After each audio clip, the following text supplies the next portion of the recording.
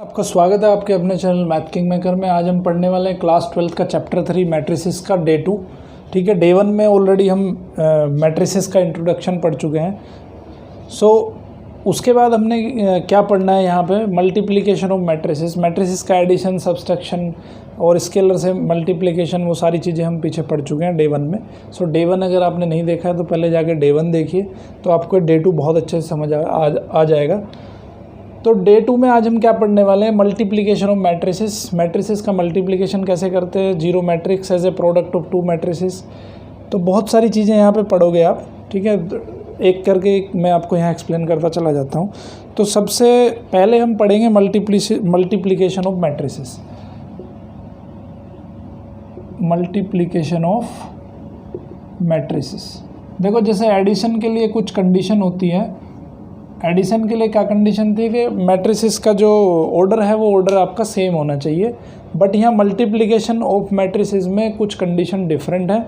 Different क्या है कि पहली चीज़ तो ये है कि आपका अगर एक मैट्रिक्स m/n ऑर्डर का है, ठीक है, पहला मैट्रिक्स कैसा है, m/n ऑर्डर का है, और जो दूसरा मैट्रिक्स है वो n/p ऑर्डर का है। ठीक है, दूसरा मैट्रिक्स कैसा है, n/p ऑर्डर का मैट्रिक्स है, तो जो रिजल्टेंट मैट्रिक्स बनेगा आपका वो बनेगा, देखो ये n ऑर्डर ये मैच होना चाहिए आपका। ठीक है, n ऑर्डर, देखो पहले वाले मैट्रिक्स का कॉलम और दूसरे वाले मैट्रिक्स का रो अगर सेम है तो ही वो मल्टीप्लाई हो पाएंगे, अदरवाइज मल्टीप्लाई नहीं हो पाएंगे। जो फाइनल हमारा मल्टीप्लिकेशन आएगा वो क्या आएगा, n कैंसिल कर दो, एक तरह से याद रखने का तरीका है कि n को कैंसिल कर दो। आपका जो मैट्रिक्स बनेगा वो कैसा बनेगा, m क्रॉस p का मैट्रिक्स बनेगा। ठीक है, एक एग्जांपल के थ्रू मैं आपको लेके दिखाता हूँ कि कैसे इसको मल्टीप्लाई करते हैं। सबसे पहले तो हमें ये देखना है कि पहले वाला मैट्रिक्स आपका कॉलम और दूसरे मैट्रिक्स का रो सेम होना चाहिए। ठीक है, तो अगर ये a मैट्रिक्स है और ये b मैट्रिक्स है तो a b पॉसिबल है, a b जो है पॉसिबल है। ठीक है, क्यों पॉसिबल है, क्योंकि इसका a का जो कॉलम है और b का रो दोनों सेम है, तो इसलिए a भी पॉसिबल है। तो क्या ba पॉसिबल है, ba पॉसिबल है कि नहीं है, देख लेते हैं। ba अगर होगा तो b का मतलब इसका जो ऑर्डर है वो कितना है, n क्रॉस p है, और a का ऑर्डर कितना है, m क्रॉस n है। तो क्या ये सेम है, बिल्कुल नहीं है। तो इसका मतलब क्या है कि a पॉसिबल नहीं है, मतलब a b तो पॉसिबल है बट ba पॉसिबल नहीं है। तो जब a b पॉसिबल है ba पॉसिबल नहीं है, तो इसका मतलब क्या है कि मैट्रिक्स जो है कॉम्यूटेटिव प्रॉपर्टी को फॉलो नहीं करते हैं। ठीक है, मल्टीप्लिकेशन के लिए ये जो है कॉम्यूटेटिव प्रॉपर्टी को फॉलो नहीं करते हैं। ठीक है, और जब कॉम्यूटेटिव ही फॉलो नहीं होती तो मल्टीप्लिकेशन का तो कोई सवाल ही नहीं है, तो मल्टीप्लिकेशन प्रॉपर्टी तो वैसे ही फॉलो नहीं होगी। ठीक है, जब कॉम्यूटेटिव फॉलो नहीं होती तो एसोसिएटिविटी भी फॉलो नहीं होगी, है ना, तो एसोसिएटिविटी भी यहाँ फॉलो नहीं होगी। तो ऐसा ज़रूरी नहीं है कि ए बी अगर निकाल लिया हमने तो बी ए भी उसके बराबर ही आएगा, ऐसा भी हो सकता है कि बी ए पॉसिबल ना हो। तो पहली चीज़ तो हमें ये देखनी है कि दो मैट्रिक्स को मल्टीप्लाई करने से पहले हमें ये देखना है कि दोनों का ऑर्डर चेक करना है हमें। तो पहले का कॉलम दूसरे का रो सेम होगा तो ही मल्टीप्लाई हो पाएगा, अदरवाइज़ नहीं मल्टीप्लाई हो पाएगा। पहली चीज़, अगर मान लेते हैं कि दोनों की सेम हो जाती हैं तो मल्टीप्लाई करेंगे, वो मैं सिखाऊंगा आपको कैसे मल्टीप्लाई करते हैं। सेम नहीं होती है तो यहीं पे आप कैंसिल कर दोगे कि भाई ये it's multiplication is not possible. अभी मैं सिखाऊंगा आपको कि अगर ये इसकी कॉलम और इसकी रो सेम हो जाती है तो कैसे उसको मल्टीप्लाई करते हैं। ईजी मेथड है, बहुत सीख लो इसको, बहुत आसानी से सीख जाओगे। एक एग्जाम्पल के थ्रू हम यहाँ पर डिस्कस करते हैं। आपकी बुक में एक एग्जाम्पल दिया है, उसी एग्जाम्पल को लेके आपको ये सिखा देता हूँ कि कैसे करते हैं उसको मल्टीप्लाई। तो एक ए मैट्रिक्स दिया है आपका 6293, इसका ऑर्डर कैसा है, 2/2 का ऑर्डर है।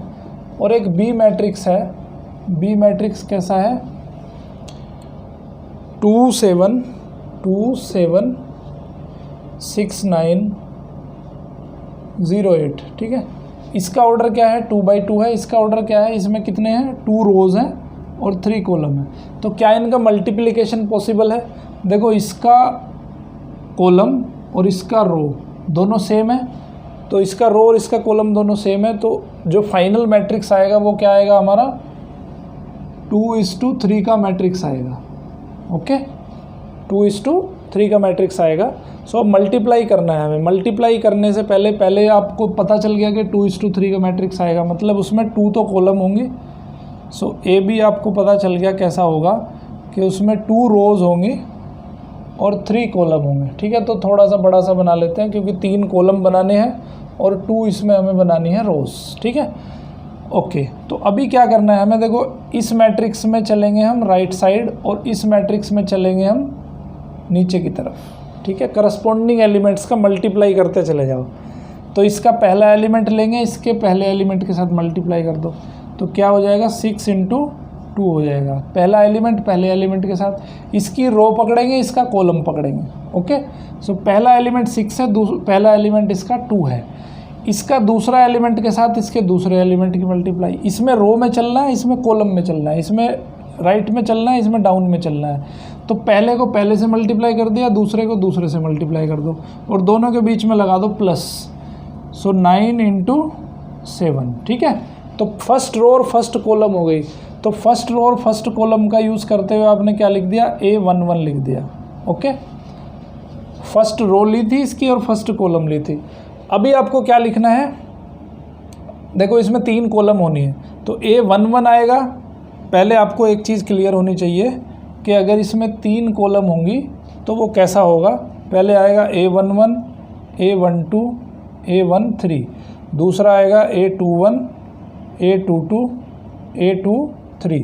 मतलब first row first column, first row second column, first row third column, second row first column, second row second column, second row third column. ठीक है, सो अभी हमें क्या करना था, A11 में क्या करा हमने, फर्स्ट रो और फर्स्ट कॉलम लिया। A12 में क्या करेंगे, फर्स्ट रो लेंगे पहले वाले मैट्रिक्स की और दूसरे वाले मैट्रिक्स के सेकंड कॉलम लेंगे। ठीक है, सो पहले वाली रो ले इसकी 6 का मल्टीप्लाई किस में करेंगे, 6 में कर देंगे। ओके, तो यहाँ पे इसका 6 का मल्टीप्लाई 6 में करेंगे, तो 6 का मल्टीप्लाई 6 में कर दिया। इसकी पहली रो लेंगे, इसका दूसरा कॉलम लेंगे, तो 6 का मल्टीप्लाई 6 में कर दिया। 9 का मल्टीप्लाई 9 में करेंगे, प्लस 9 × 9। ठीक है, अब उसके बाद अब लेना है हमें क्या, A13। 13 का मतलब फर्स्ट रो और थर्ड कॉलम, तो फर्स्ट रो ये वाली है 6 9 और थर्ड कॉलम 0 8 है, तो 6 का मल्टीप्लाई 0 में करो, 6 का मल्टीप्लाई 0 में करो और प्लस से 9 का मल्टीप्लाई 8 में करो। ठीक है, तो ये लिख दिया आपने, कौन सी, A11 भी लिख दिया, A12 भी लिख दिया, A13 भी लिख दिया। अब हमें लिखना है A21। 21 में क्या करना है कि पहले वाले की सेकंड रो, दूसरे वाले की फर्स्ट कॉलम। तो सेकंड रो कौन सी है, ये वाली है। ठीक है, ये वाली रो लेंगे और ये वाली कॉलम लेंगे, तो ये वाली रो और ये वाली कॉलम। तो पहले 2 का मल्टीप्लाई 2 में करो, 2 मल्टीप्लाई बाई 2, फिर प्लस कर दो 3 मल्टीप्लाई बाई 7, 3 मल्टीप्लाई बाई 7। ठीक है, फिर अब A22 लेना है, तो सेकंड रो सेकंड कॉलम, इसकी सेकंड रो लेंगे, इसकी सेकंड कॉलम ले लेंगे। ओके, तो 2 का मल्टीप्लाई 6 में करो, प्लस 3 का मल्टीप्लाई 9 में करो। सो ये आ जाएगा आपका A22। फिर A23 second row third column, अब इसमें मल्टीप्लाई कर दो। सो 2 का मल्टीप्लाई 0 में किया, प्लस 3 का मल्टीप्लाई 8 में कर दिया। ठीक है, तो इस तरह से आपको यहाँ पे काम करना है। ठीक है, समझ आ गया होगा बहुत इजीली। सो ये हो जाएगा 6 2 12, 12 प्लस 63, तो ये हो जाएगा 12 प्लस 63 हो गया आपका 75। 6 प्लस 6, 6 × 6 36, 36 प्लस 81, 36 प्लस 81 हो गया 117। 6 × 0 0, 9 × 7 8 हो गया 72। ठीक है, 2 × 2 हो गया 4, 4 प्लस 21 हो गया 25। 2 × 6 12, 12 प्लस 27, ये हो गया आपका 39। 2 × 0 3 × 4 8 हो गया 24। तो ये आ गया भाई आपका AB। ठीक है, AB ये आ गया। क्या BA पॉसिबल है, ये भी सोचने वाली बात है। देखो बी का जो ऑर्डर है वो क्या है, 2/3 है ना, और ए का ऑर्डर क्या है, ए का ऑर्डर है 2/2। तो क्या इसकी रो और कॉलम सेम है, कॉलम और रो सेम है, नहीं है, इसका 3 है और इसका 2 है, तो भाई बी ए पॉसिबल नहीं है, B A is not possible. ठीक है, बहुत सिंपल है, क्लियर हो गया होगा I think multiplication. Okay, so multiplication is non commutative. Non commutative क्यों है, क्योंकि यहाँ पे ए बी तो होता है बट बी ए ज़रूरी नहीं है कि बी ए पॉसिबल हो। सो ये यहाँ पे जो multiplication of matrices is not commutative. ठीक है, उसके बाद पढ़ेंगे अब हम, देखो आपने नंबर सिस्टम में क्या पढ़ा था कि दो नंबर का मल्टीप्लाई अगर 0 होना है तो उनमें से किसी एक नंबर को 0 होना पड़ेगा, है ना। बट यहाँ मैट्रिसेस में ऐसा नहीं है। मैट्रिसेस में क्या है कि अगर दो मैट्रिक्स का मल्टीप्लाई कर रहे हैं हम, भाई नंबर में हमने क्या पढ़ा है कि A B is equal to 0 है, दैट मीन्स क्या है कि या तो ए 0 होना चाहिए या बी 0 होना चाहिए, दोनों में से कोई एक वैल्यू 0 होनी चाहिए। बट मैट्रिसेस में ऐसा नहीं है। अगर A B is equal to 0 है सो ऐसा पॉसिबल है कि ए भी 0 ना हो और बी भी 0 ना हो। ठीक है, तो ये चीज़ आपको ध्यान रखनी है कि दो नॉन जीरो मैट्रिक्स का मल्टीप्लिकेशन जो है वो 0 मैट्रिक्स भी हो सकता है। अब हम एक एग्जाम्पल के थ्रू आपको दिखाएंगे कि ए दिया है उसने 0 0 -1 2 और बी दिया है उसने 3 0 5 0। ठीक है, मल्टीप्लाई करेंगे तो ए बी क्या हो जाएगा, पहले इसमें रो में चलेंगे, इसके कॉलम में, तो 0 को 3 में मल्टीप्लाई 0 प्लस -1 का मल्टीप्लाई 0 में करेंगे 0, 0 का मल्टीप्लाई 5 में 0 और -1 का मल्टीप्लाई 0 में करेंगे 0, 0 का मल्टीप्लाई 3 में 0, 2 का मल्टीप्लाई 0 में 0, 0 का मल्टीप्लाई 5 में 0, 2 का मल्टीप्लाई 0 में 0। तो क्या आ गया आपका, ये मैट्रिक्स कैसा आ गया, 0 मैट्रिक्स आ गया। ठीक है, सो दो मैट्रिसेस, दो नॉन जीरो मैट्रिक्स यहाँ लिए थे आपने, उन दो नॉन जीरो मैट्रिक्स को अगर आपने मल्टीप्लाई किया तो आंसर आ गया आपका 0 मैट्रिक्स। तो ऐसा पॉसिबल हो सकता है मैट्रिसेस के केस में कि वो नॉन जीरो हों बट उनका मल्टीप्लिकेशन 0 आ जाए। ठीक है, उसके बाद पढ़ेंगे हम एसोसिएटिविटी। एसोसिएटिविटी फॉलो करती है लेकिन कंडीशन क्या है उसकी, देखो A B C is equal to होगा ए बी सी। ओके, लेकिन उसमें भी एक कंडीशन है, देखो ए बी एग्जिस्ट करना चाहिए। ए बी कब एग्जिस्ट करेगा, जब उनके पहले का कॉलम और दूसरे का रो मिलता हो। तो अगर ए बी एग्जिस्ट करेगा और ए बी एग्जिस्ट करने के बाद उसको सी में मल्टीप्लाई भी कर सकते हैं हम, ऐसा भी अगर है पॉसिबल तो ही ये प्रॉपर्टी होल्ड करेगी, अदरवाइज नहीं करेगी। मतलब ए बी भी पॉसिबल है, ए बी भी होना चाहिए और ए बी जो मैट्रिक्स आया उसका सी में मल्टीप्लाई भी होना चाहिए और बी सी भी पॉसिबल होना चाहिए और बी सी जो आया उसका मल्टीप्लाई भी ए के साथ होना चाहिए। अगर ये पॉसिबल है, अगर मल्टीप्लिकेशन पॉसिबल है तो फिर ये प्रॉपर्टी होल्ड करता है मैट्रिसेस। ठीक है, अगर मल्टीप्लिकेशन पॉसिबल नहीं है तो ये प्रॉपर्टी मैट्रिक्स होल्ड नहीं करेगा। तो पहली कंडीशन यही होनी चाहिए कि मैट्रिसेस का मल्टीप्लिकेशन यहाँ पे एग्जिस्ट करना चाहिए। ठीक है, तो एसोसिएटिविटी प्रॉपर्टी ये फॉलो करेगा बट कंडीशन क्या है कि मल्टीप्लिकेशन पॉसिबल होना चाहिए। ठीक है, उसके बाद है डिस्ट्रीब्यूटिव प्रॉपर्टी। डिस्ट्रीब्यूटिव प्रॉपर्टी क्या होती है भाई, A into B plus C, तो ये हो जाएगा A B plus A C. Condition यहाँ भी यही है कि भाई बी प्लस सी ऐड करने के बाद ए में मल्टीप्लाई उसका पॉसिबल होना चाहिए। पॉसिबल कब होगा, जब ए का कॉलम और बी प्लस सी का रो सेम होगा तब मल्टीप्लिकेशन पॉसिबल होगा। तो अगर ये चीज़ पॉसिबल है, ए बी भी पॉसिबल है, अगर ए सी भी पॉसिबल है, तभी जाके ये प्रॉपर्टी होल्ड होगी, अदरवाइज़ ये प्रॉपर्टी होल्ड नहीं होगी। ठीक है, तो यहाँ पे कंडीशन यही है कि भाई मल्टीप्लिकेशन जो है पॉसिबल होना चाहिए तभी ये कंडीशन होल्ड हो पाएगी। ओके, अब है existence of multiplicative identity. Identity का मतलब क्या है, अभी यहाँ पढ़ेंगे मल्टीप्लिकेटिव आइडेंटिटी। मल्टीप्लिकेटिव आइडेंटिटी का मतलब है, देखो आइडेंटिटी मैट्रिक्स हम पढ़ चुके हैं पीछे, मल्टीप्लिकेशन का आइडेंटिटी मैट्रिक्स। तो किसी मैट्रिक्स में अगर आइडेंटिटी मैट्रिक्स का मल्टीप्लाई कर दें तो क्या आता है, ए आता है। ठीक है, आइडेंटिटी मैट्रिक्स भी ऑब्वियसली इसी के ऑर्डर का मैट्रिक्स होता है। अगर ये ए स्क्वायर मैट्रिक्स है तो आई भी स्क्वायर मैट्रिक्स होगा उसी सेम ऑर्डर का। ठीक है, तो ए आई, ए को अगर हम आइडेंटिटी मैट्रिक्स के साथ मल्टीप्लाई करते हैं तो आंसर क्या आता है हमारा, ए आता है। तो इसको क्या कहते हैं, हम आइडेंटिटी मैट्रिक्स कहते हैं। ओके, आइडेंटिटी मैट्रिक्स मैं आपको पहले ही पढ़ा चुका हूँ डे 1 में। आइडेंटिटी मैट्रिक्स क्या होगा, एक स्क्वायर मैट्रिक्स होगा इस तरह का, ये 2×2 का है। 3×3 में क्या होगा, डायगोनल में आपका 1 1 हो जाएगा, बाकी सब एलिमेंट क्या हो जाएंगे, 0 हो जाएंगे। तो इसको बोलते हैं हम आइडेंटिटी मैट्रिक्स। इस आइडेंटिटी मैट्रिक्स को किसी भी मैट्रिक्स के साथ मल्टीप्लाई करोगे तो आपको वही मैट्रिक्स मिलेगा। ओके, तो ये हो गया आपका आइडेंटिटी मैट्रिक्स। क्लियर है? ओके, तो देखो एसोसिएटिविटी प्रॉपर्टी जो आपकी है, डिस्ट्रीब्यूटिव प्रॉपर्टी, एसोसिएटिव प्रॉपर्टी, ये मैंने आपको बता दी है, तभी होल्ड करेगी जब इनके मल्टीप्लिकेशन पॉसिबल होंगे। सो एक एग्जांपल नंबर 16 दिया है आपका। 16 में ए एक मैट्रिक्स है जिसका ऑर्डर है 3×3, बी एक मैट्रिक्स है जिसका ऑर्डर है 3×2, सी एक मैट्रिक्स है जिसका ऑर्डर है 2×4। तो ये कह रहा है कि भाई इसके लिए एसोसिएटिविटी दिखाओ। तो एसोसिएटिविटी कैसे दिखाएंगे कि ए बी पॉसिबल होना चाहिए, बी सी पॉसिबल होना चाहिए, और ए बी के साथ सी का मल्टीप्लाई भी हो जाना चाहिए, बी सी के साथ ए का भी मल्टीप्लाई हो जाना चाहिए। ठीक है, तो मल्टीप्लाई अगर उनका एग्जिस्टेंस है तो यहाँ पे ये प्रॉपर्टी होल्ड हो जाएगी।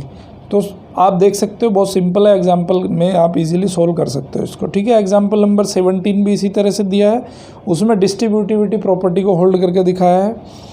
एग्जाम्पल नंबर 18 में क्या है कि ए दिया है और आपको दिखाना है कि a³ - 23a - 40i = 0। ठीक है, मैं इसको बता देता हूँ आपको, बहुत सिंपल क्वेश्चन है।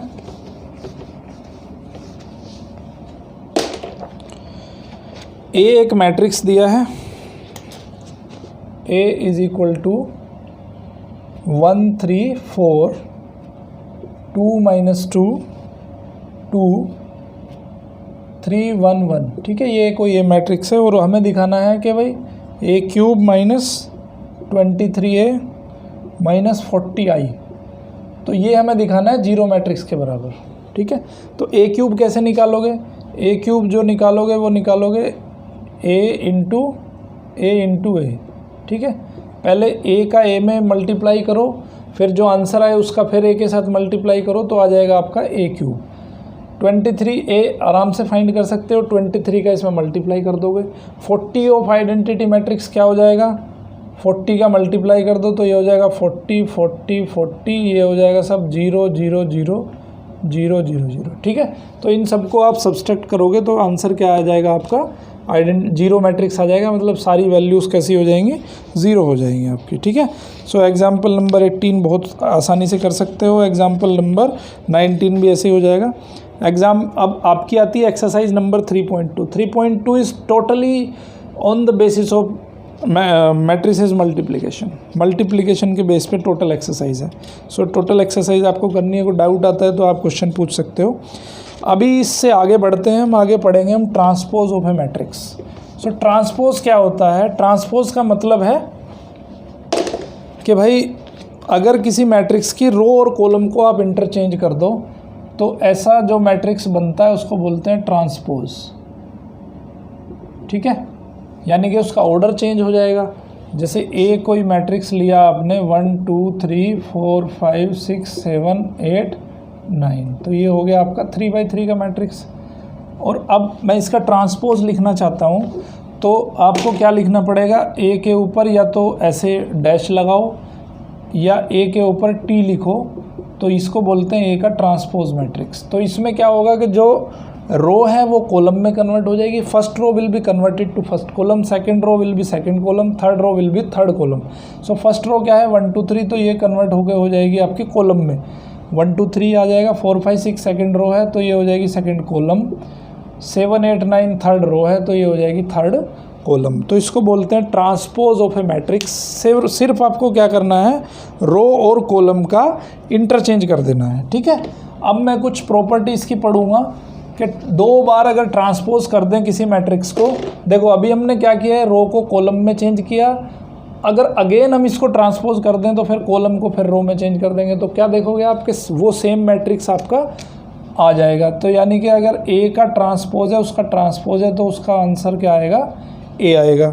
ठीक है, अगर किसी के ट्रांसपोज मैट्रिक्स में इसका के का मल्टीप्लाई करेंगे, सो वो मल्टीप्लाई, देखो सिंपल मल्टीप्लिकेशन है, तो वो मल्टीप्लाई जो है इसके ट्रांसपोज में हो जाएगा। ठीक है, तीसरा क्या है, तीसरा है कि भाई अगर a प्लस बी का ट्रांसपोज है, a प्लस बी का ट्रांसपोज है, तो वो इक्वल टू होगा a transpose plus b transpose. Simple quality हैं, इनको आप इजीली चेक कर सकते हो।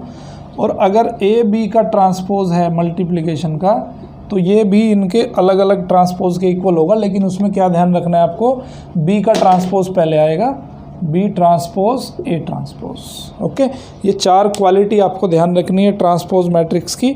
एग्जाम्पल नंबर 20 एक दिया है, 20 के लिए चारों प्रॉपर्टी आप वेरीफाई करके देख सकते हो। ठीक है, उसके बाद हम एग्जाम्पल नंबर 21 में भी वेरिफिकेशन दिया है कि ए बी का transpose is equal to B transpose into A transpose. ठीक है, बहुत इजीली कर सकते हो, मैट्रिक्स दिया होगा तो। उसके बाद पढ़ेंगे हम symmetric and skew symmetric matrix. Symmetric matrix क्या होता है, सिमेट्रिक का मतलब क्या होता है, देखो सिमेट्रिक का मतलब पढ़ा है आपने पहले भी, कि जिसमें कहीं पे एक पार्टीशन कर दें और लेफ़्ट और राइट साइड दोनों एक जैसी नज़र आए। सिमेट्री का मतलब है कि चारों तरफ से देखने में बिल्कुल एक जैसा लग रहा है वो। तो सिमेट्रिक मैट्रिक्स कैसा मैट्रिक्स होता है, जिसकी रो और कॉलम दोनों सेम हों। ओके, जैसे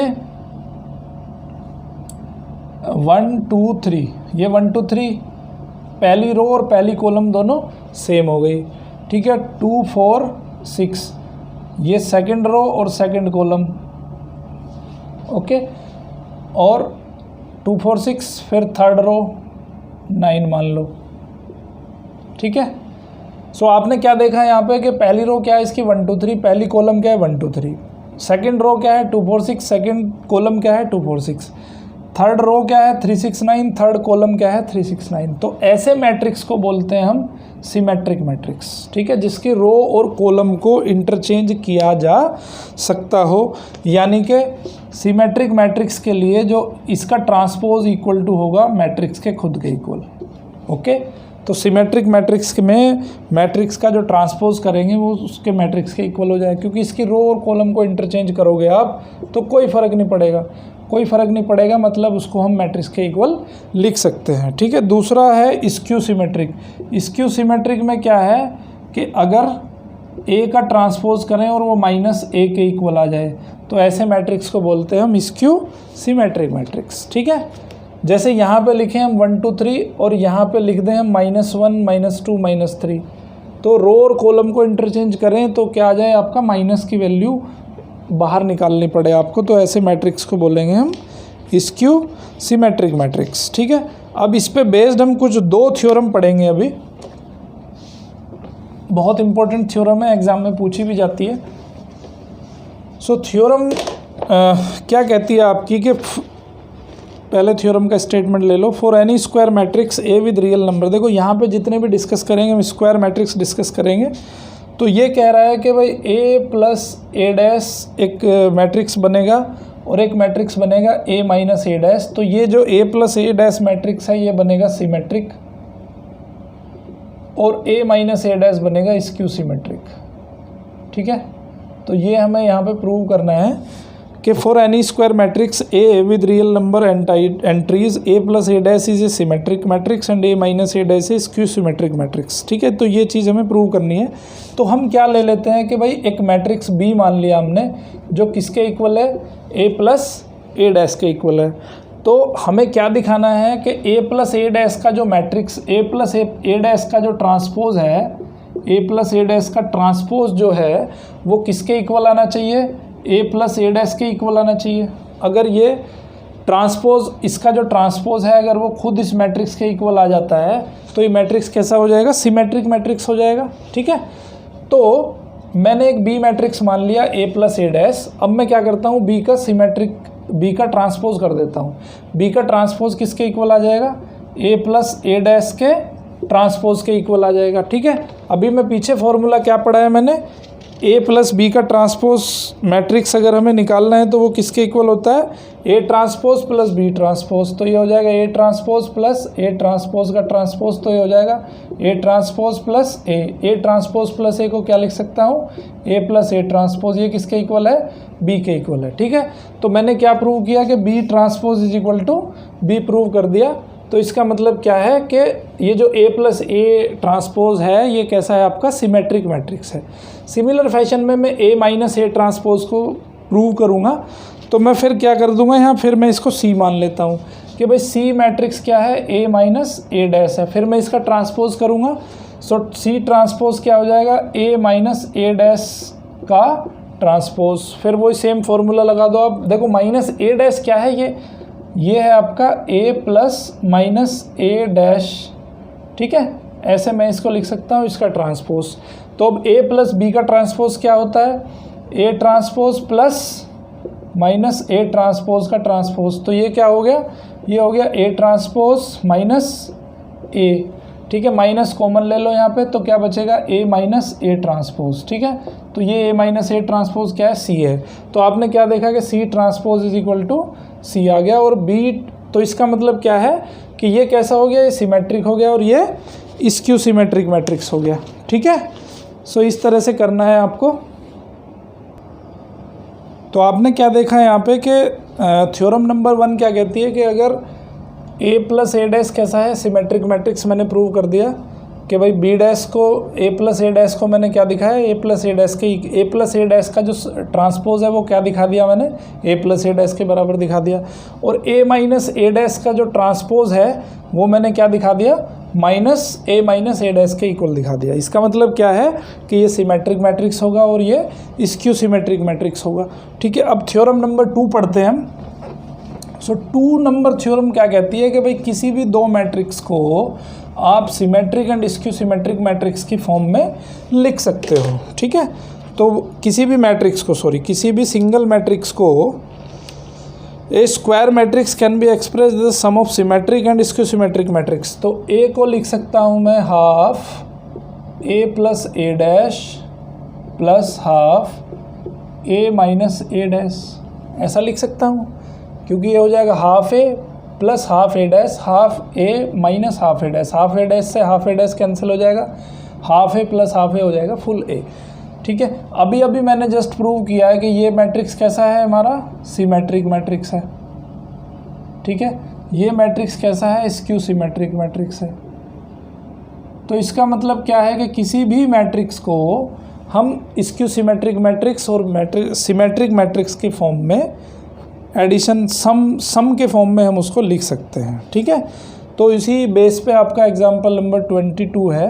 एग्जाम्पल नंबर 22 क्या कहता है कि b is equal to 2 minus 1 1 minus 2 3 minus 2 और यहाँ है माइनस 4 4 माइनस 3। ठीक है, ये b दे दिया आपको। तो ये कह रहा है कि express the matrix b as the sum of symmetric and skew symmetric. तो भाई सबसे पहले क्या करना है आपको, बी डैश फाइंड करना है। बी डैश कैसे हो जाएगा, 2 माइनस 2 माइनस 4 रो है जो, उसको कॉलम में चेंज कर दो। सेकंड रो बन जाएगी सेकंड कॉलम 3 4 और ये बन जाएगी इसकी थर्ड कॉलम। ठीक है, अब क्या करो, B plus B dash find कर लो। तो यहाँ से आ जाएगा b plus B dash is equal to, लिख लो b plus B dash 2 plus 2 हो जाएगा 4, माइनस 2 माइनस 1 हो जाएगा माइनस 3, माइनस 4 और 1 हो जाएगा माइनस 3, माइनस 1 माइनस 2 हो जाएगा माइनस 3, 3 प्लस 3 हो जाएगा 6, 4 माइनस 2 हो जाएगा 2। ठीक है, 1 माइनस 4 हो जाएगा माइनस 3, माइनस 2 और 4 हो जाएगा 2, माइनस 3 हो जाएगा माइनस 6। तो ये निकाल लिया आपने b plus B dash. Similar fashion में आप b माइनस बी डैश निकाल लो और फिर इसका हाफ कर दो। सो ये हाफ लिख दो प्लस हाफ उसका लिख दो, तो आप ए मैट्रिक्स को ऐसे लिख सकते हो। ठीक है, स्क्यू सिमेट्रिक एंड सिमेट्रिक की फॉर्म में प्लस करके उसको लिख सकते हो। ओके, इसके बाद है एक्सरसाइज नंबर 3.3। 3.3 आपकी ट्रांसपोज और उसकी प्रॉपर्टी पे बेस्ड एक्सरसाइज है। दोनों थ्योरम के बेस पे एक्सरसाइज है, उसको बहुत इजीली आप लिख सकते हो, बहुत इजीली आप उसको सोल्व कर सकते हो। अब मोस्ट इंपॉर्टेंट आता है एलिमेंट्री ऑपरेशन या ट्रांसफॉर्मेशन ऑफ मैट्रिक्स। बहुत इंपॉर्टेंट प्रॉपर्टी है और इसी पे बेस्ड आपका क्वेश्चन आता है मोस्टली एग्जाम में, ठीक है। लेंथी एक 5 मार्क्स का क्वेश्चन होगा, वो यहाँ से आपको मिल जाएगा, मोस्ट प्रोबेबली आता ही है यहाँ से क्वेश्चन एक, ठीक है। सो एलिमेंट्री ऑपरेशन पढ़ेंगे कि एलिमेंट्री ऑपरेशन आखिर है क्या।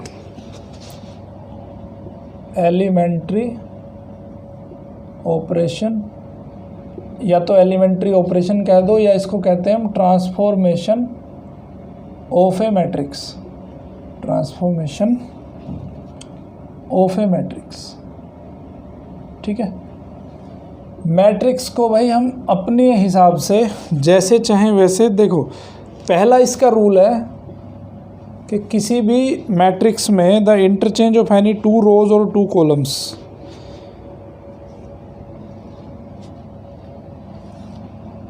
देखो जैसे आपके पास एक मैट्रिक्स है ये 1 2 3 4 5 6 7 8 9, ठीक है। So interchange of row and column are permitted, the interchange of any 2 rows और 2 कॉलम, हम 2 रो या 2 कॉलम को इंटरचेंज कर सकते हैं, ठीक है। C1 को C2 से चेंज कर सकते हो, C2 को C3 से चेंज कर सकते हो, ओके। तो एलिमेंट्री रो ऑपरेशन बोलते हैं इनको। एक होता है एलिमेंट्री रो ऑपरेशन, एक होता है रो ऑपरेशन, एक होता है कॉलम ऑपरेशन, ठीक है, कॉलम ऑपरेशन। तो हम इसको लिखते हैं इस तरह से कि भाई Ci can be interchange with Cj, तो मैट्रिक्स पे कोई फ़र्क नहीं पड़ेगा, okay. And Ri can be interchange with Rj, but ये कैसा होना चाहिए आपका, 1 को 2 से कर सकते हैं, 2 को 3 से कर सकते हैं, 3 को हम 1 से कर सकते हैं, ठीक है। इस तरह से आप साइक्लिक ऑर्डर में इसको चेंज कर सकते हो। ऐसा नहीं कर सकते कि 1 को हमने 3 से चेंज कर दिया, okay. So interchange of 2 rows are possible, symbolically the interchange of I j row is denoted by interchange of I and jth column is denoted by, for example applying R1 R2 to, okay.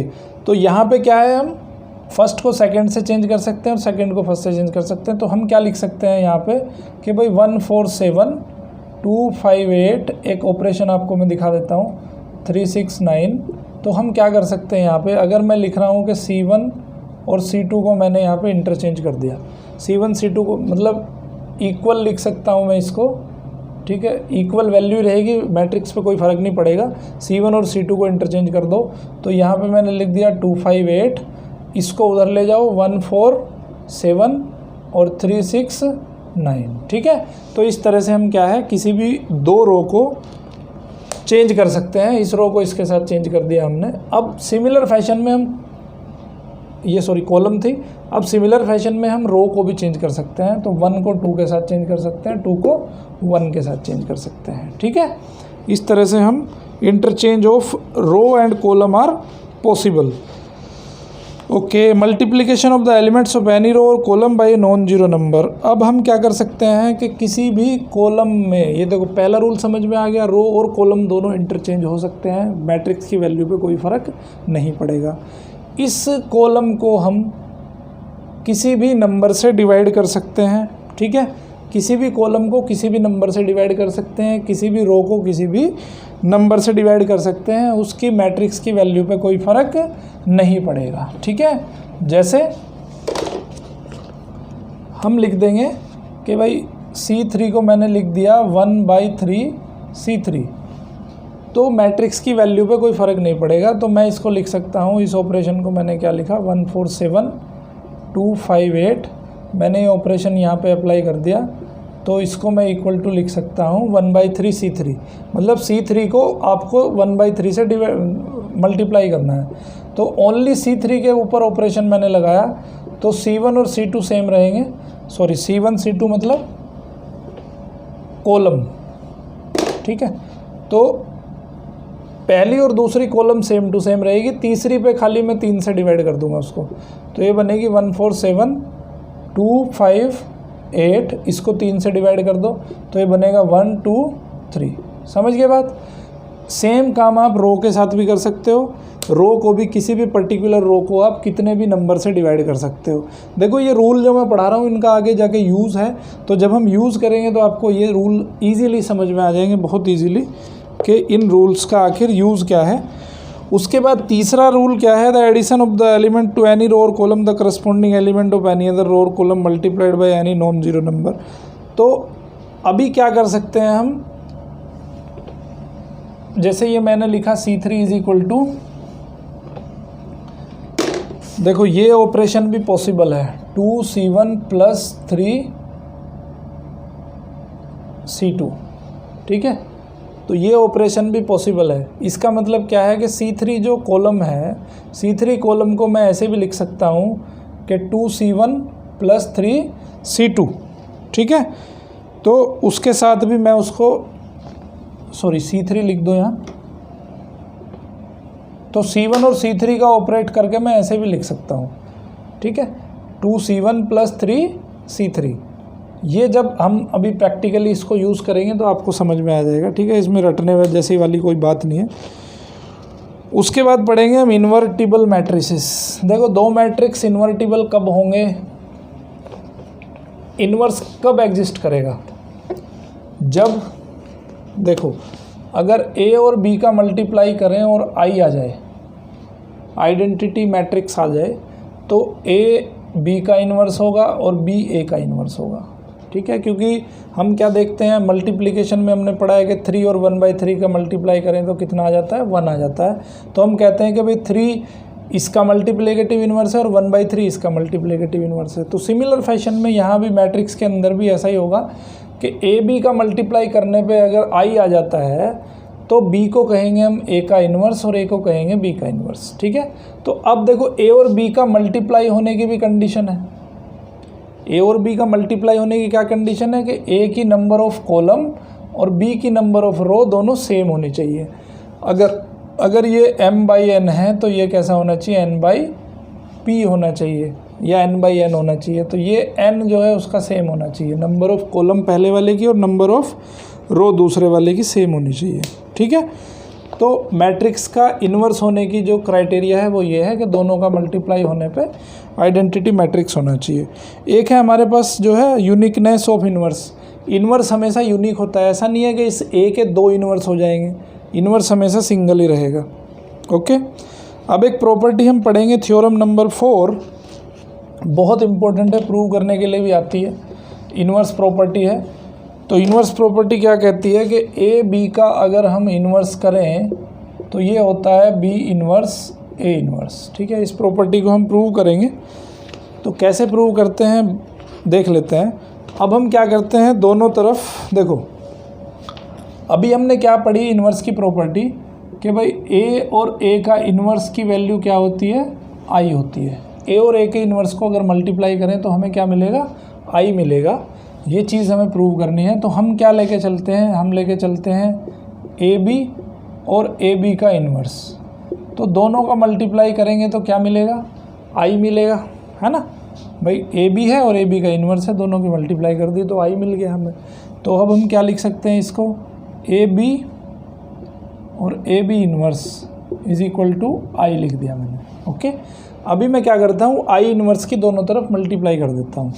So A inverse को मैंने इधर multiply कर लिया, A लिख दिया, B लिख दिया, AB का इन्वर्स लिख दिया is equal to A inverse into I लिख दिया, ठीक है। देखो I की तो किसी के साथ भी मल्टीप्लाई कर लो, उसकी वैल्यू चेंज नहीं होने वाली, उसकी वैल्यू तो वही रहेगी। सो A इन्वर्स जो आ गया आपका, देखो यहाँ ये आ गया आपका A इन्वर्स I, तो ये मैंने लिख दिया A इन्वर्स, ठीक है, ओके। अब ये देखो आपका A इन्वर्स और A का मल्टीप्लाई करूँगा तो क्या बनेगा, I बनेगा, तो ये I लिख दिया मैंने, AB का inverse is equal to A inverse, ठीक है।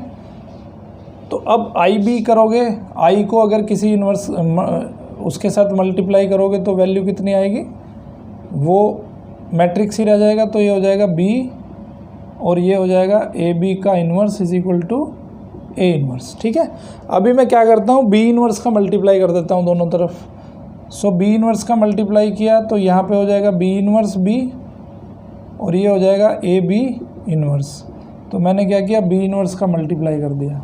ओके, अब ये देखो बी इन्वर्स बी क्या हो गया, ये हो गया I into A B inverse is equal to B inverse A inverse. ठीक है, आई को जब हम इसके साथ मल्टीप्लाई करेंगे तो यही बचेगा, तो A B inverse is equal to B inverse A inverse. Prove हो गया। तो यहाँ पे आपने क्या कर दिया, प्रूव कर दिया कि ए बी का whole inverse is equal to B inverse A inverse. ठीक है, ये प्रॉपर्टी कहलाती है इन्वर्स प्रॉपर्टी। अब पढ़ेंगे inverse of a matrix by elementary operation. देखो जो मैंने आपको अभी एलिमेंट्री ऑपरेशन समझाए थे, इस एलिमेंट्री ऑपरेशंस का यूज़ करते हुए हम किसी भी मैट्रिक्स का इन्वर्स कैसे फाइंड करते हैं वो मैं अभी आपको यहाँ पे सिखाने वाला हूँ। ठीक है, एलिमेंट्री ऑपरेशन आपको यहाँ पे इजीली समझ आ जाएंगे। तो देखो किसी मैट्रिक्स का इन्वर्स फाइंड करने का तरीका क्या है कि ए को मैं लिख सकता हूँ आई ए के बराबर। ठीक है भाई, ए को आई ए के बराबर लिख सकता हूँ। अब मुझे क्या करना है कि इधर मुझे आई बना देना है, इस मैट्रिक्स को मुझे ट्रांसफॉर्म करके ए को आई बना देना है। तो यहाँ पे एक दूसरा मैट्रिक्स बन जाएगा। तो आई कब बनेगा ये, जब यहाँ पे ए इन्वर्स बनेगा तभी तो आई बनेगा, क्योंकि ए इन्वर्स और ए का जो मल्टीप्लाई होगा वो किसके इक्वल आएगा, आई के इक्वल आएगा। तो हमें यहाँ पे एक ए मैट्रिक्स दिया होगा। ठीक है, ए मैट्रिक्स दिया होगा तो ए को बनाना है हमें I matrix by this elementary transformation method, और ये आई ऑटोमेटिकली कन्वर्ट हो जाएगा आपका ए इन्वर्स में। ठीक है, एक एग्जांपल ले लेते हैं, उसके थ्रू मैं आपको इस चीज़ को समझाता हूँ। बट कंसेप्ट ये आपको याद रखना है कि A is equal to I into A. ठीक है, अब एक क्वेश्चन पकड़ लेते हैं, छोटा सा एक एग्जांपल लेते हैं, एग्जांपल नंबर 23। तो इसमें ए की वैल्यू दी है 1 2 2 माइनस 1। ओके, तो मैं क्या लिख लेता हूँ इसको, हम जानते हैं कि भाई ए इज़ इक्वल टू आई ए। तो ए की वैल्यू मैंने ये लिख ली 1 2 2 माइनस 1 इज इक्वल टू आई की वैल्यू, देखो आई आइडेंटिटी मैट्रिक्स इसी ऑर्डर का होना चाहिए, 1 1 0 0 और ए को मैंने यहाँ लिख दिया। ओके, अब मैं क्या करूँगा, एलिमेंट्री रो ट्रांसफॉर्मेशन करूँगा या एलिमेंट्री कॉलम ट्रांसफॉर्मेशन। देखो ऑपरेशन आप एक ही यूज़ कर सकते हो, या तो आप रो ट्रांसफॉर्मेशन यूज़ करो या आप कॉलम ट्रांसफॉर्मेशन यूज़ करो, बट रूल ये है कि आपको एक ही ऑपरेशन यूज़ करना है। ओके, तो मुझे करना क्या है ऑपरेशन में वो थोड़ा समझ लो। मुझे यहाँ पे 1 बनाना है, यहाँ पे 1 बनाना है। ये जो आइडेंटिटी मैट्रिक्स मेरा राइट साइड में है, मुझे इस ए मैट्रिक्स को आइडेंटिटी मैट्रिक्स में कन्वर्ट करना है, क्योंकि मुझे इस फॉर्म में कन्वर्ट करना है इसको। ठीक है, तो ये देखो ये इसको तो 1 बनाने की ज़रूरत है नहीं, है तो ऑलरेडी 1 है। इसको अब इसको मुझे 0 करना है सबसे पहले। ठीक है, ये जो ऊपर वाला 2 है, पहले इसको मैं 0 कर लेता हूँ। तो 0 कैसे होगा, देखो ये 0 कैसे बनेगा कि अगर मैं 2 का मल्टीप्लाई सेकंड रो में कर दूं, सेकंड रो में 2 का मल्टीप्लाई करके इसके साथ ऐड कर दूं, तो ये क्या बन जाएगा, 0 बन जाएगा। कैसे बनेगा, देखो मैं क्या कर रहा हूँ कि रो 1 मैं रो ट्रांसफॉर्मेशन यूज़ कर रहा हूँ। सो रो 1 को मैं क्या लिख रहा हूँ, रो 1 प्लस 2 रो 2। रो 1 को मैंने क्या लिख दिया, रो 1 प्लस 2 इंटू रो 2। तो ये क्या बनेगा, ये बन जाएगा, इसमें यूज़ कर दो इसको। तो ये रो 1 को मैंने कन्वर्ट कर दिया, रो 1 प्लस 2 रो 2। तो फर्स्ट एलिमेंट के लिए क्या होगा, रो 1 प्लस इसका 2r2, तो 2 2 जा 4, 4 प्लस 1 हो जाएगा 5। ओके, ये क्या हो जाएगा, ये हो जाएगा 2r1 का मतलब 2, 2 प्लस माइनस 2, तो ये हो जाएगा 0। ठीक है, ये आई समझ में बात।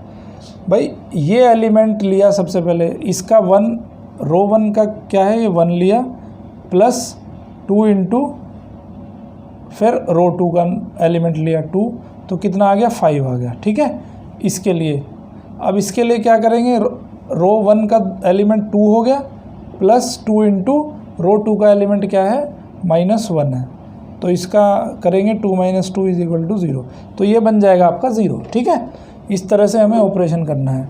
और रो 2 में हम कोई चेंज नहीं करेंगे, क्योंकि अगर आप रो 2 को लिख रहे हो तो यहाँ पे रो 2 में आप चेंज नहीं कर सकते हो, तो यहाँ पे लिखोगे 2 - 1, स्टेप बाय स्टेप करते हैं, =। अब सेम प्रोसेस आपको यहाँ भी करना है इस वाले मैट्रिक्स में।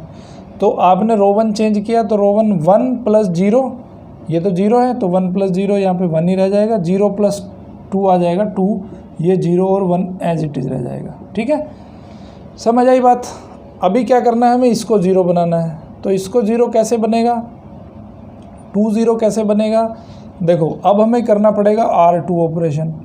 तो R2 ऑपरेशन के लिए क्या करेंगे हम, R2 सिंपली क्या है, इसकी मल्टीप्लाई 5 में कर दो, 5 की मल्टीप्लाई इसमें कर दो और दोनों को माइनस कर दो तो ये 0 हो जाएगा। सो क्या करना है हमें, R2 में 5 का मल्टीप्लाई करना पड़ेगा, 5R2 - 2R1, तो ये 0 हो जाएगा। कैसे 0 हो जाएगा, =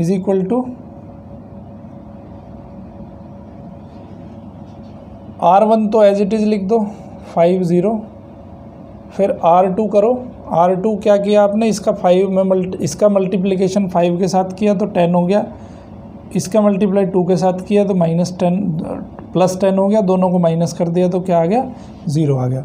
इसका मल्टीप्लाई 5 के साथ तो -5 आ गया और -2 ये 0 हो जाएगा, तो ये आ जाएगा -5। ठीक है, तो अभी आप देख रहे हो कि ये ऐसा बन गया कुछ। अब यहाँ पे भी सेम प्रोसेस करना है हमें, R1 तो एज इट इज़ लिख दो, क्योंकि R1 में तो कोई चेंज नहीं करा, हमने सिर्फ R2 को ट्रांसफॉर्म किया है। R2 = 5R2, तो इसमें 5 का मल्टीप्लाई करना है, -2R1 करना है, तो यह तो 0 ही रहेगा, -2R1 हो जाएगा, -2। ठीक है, अब इसके साथ अप्लाई करो, तो इसके साथ हो जाएगा 5 × 1 हो जाएगा 5, 5 - 4 हो जाएगा 1 × A हो जाएगा। ओके, अभी देखो आप क्या देख रहे हो, इसमें अगर 5 से डिवाइड कर दो और इसको -5 से डिवाइड कर दो, 5 और -5 से डिवाइड करोगे, सॉरी इसको 5 से डिवाइड कर दो, पहले 5 से डिवाइड करोगे तो ये 1 हो जाएगा,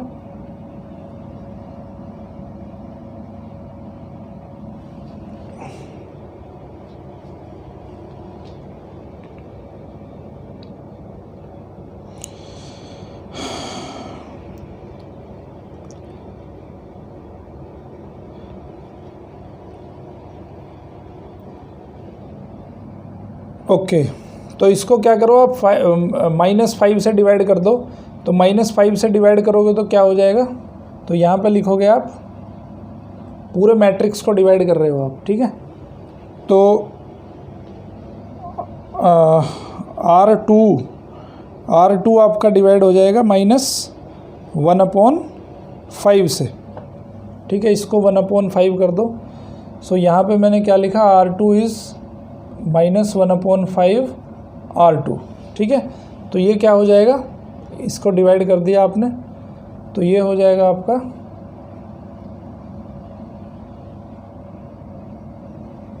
ये हो जाएगा 5, ये हो जाएगा 0, ये हो जाएगा 0 और ये हो जाएगा 1। ओके, सिमिलर फैशन में आप यहाँ कर दो इसको। R2 को आपने -1/5 से डिवाइड करना है, तो R1 तो एज इट इज़ रहेगा, R2 को -1/5 से डिवाइड किया तो ये हो जाएगा 2/5, ये माइनस है, ये माइनस प्लस हो जाएगा, ये हो जाएगा -1/5 × A। ठीक है, अभी आप क्या देख रहे हो कि यहाँ पे एक 5 और बच रहा है, सो आपको R1 को भी 5 से डिवाइड करना पड़ेगा। सो R1 को भी क्या करा आपने, 5 से डिवाइड कर दिया।